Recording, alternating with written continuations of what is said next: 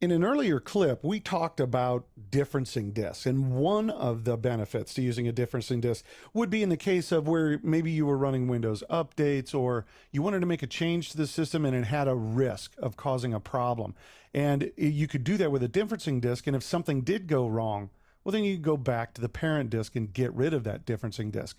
Well, for that particular scenario, there's an easier way. It's called using a checkpoint. Now, in previous versions of Windows, you may have known this as a snapshot, but it's pretty much the same thing. What it does is it captures the current state and the data and the current configuration of the VM so that you can easily roll back to it, basically undoing any changes to it. Now, of course, this is great for a development environment or a testing environment where you know you're making risky changes, but this is also great for a production environment when you're going to apply Windows updates or you're going to apply some kind of application update, and there's always a risk that something could go wrong. Well, first checkpoint it, and if something does go wrong, you can roll back. Now, the great thing about checkpoints is that you can have multiple checkpoints, which we'll demonstrate here. You can even merge those checkpoints into the actual VM if you want, if you have live migration set up and installed.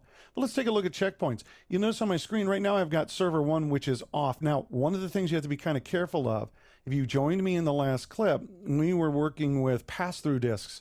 I've removed that pass-through disk. As I had mentioned back then, that one of the things is that you can't checkpoint a pass-through disk. So I'm going to have this server. It's currently turned off, and I'm going to create a checkpoint. You can also do this by right-clicking and saying checkpoint. Now, when I create the checkpoint, you'll see here in the middle of the screen, it says server 1 on this date and time was checkpointed. Now I'm going to start the server. And we'll start it. And as soon as the server comes up, I'm going to checkpoint it again. And then we'll make a change and checkpoint it and then roll back and see what it looks like. So here's the server. Let's get signed in. And with it running, I'm going to minimize this. Let's go ahead and checkpoint it again.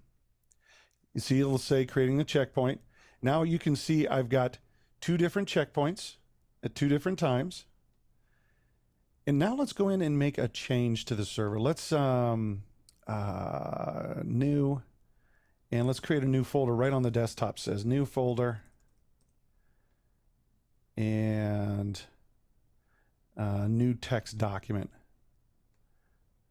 We'll just leave it as new text document. I'm going to go back and we'll checkpoint it again.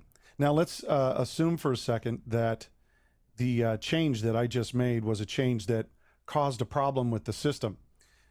What I can do is I can roll it back to before that change occurred. Now, right now, there's the system in the change. Let's go ahead and roll it back. I'm going to go back in time and say apply. Now it lets you know that the current state of the virtual machine is going to get lost when you do this. So I'll say apply. And you can see that it saved it. Now it's restoring it. It's still running. Let's go back.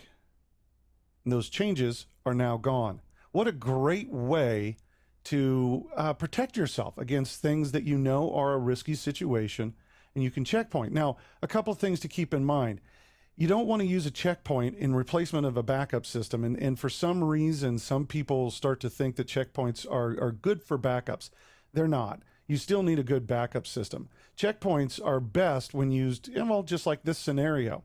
Also, the more checkpoints you have, well, it starts to hinder performance because Hyper-V has to keep track of where all these changes goes and has to keep track of all of these checkpoint disks that are out there. Now, you can also clean these up. If you don't need a checkpoint, you can delete them. And as I mentioned, you can merge them. In fact, if I go to the very top here, I can say delete that checkpoint or delete the checkpoint in its entire checkpoint subtree and delete it. Now I'm back to a server. See how it started to merge it? There, it brought it all back in. Now I'm back to a server that's running, and he doesn't have those checkpoints. So you can easily clean these checkpoints up. We're not done with our virtual disks yet. While checkpoints is by far one of my favorite features to protect myself and my servers in case something goes wrong with a change that I'm making, there's still a couple of more performance features we'd like to take a look at that you can use in your environment.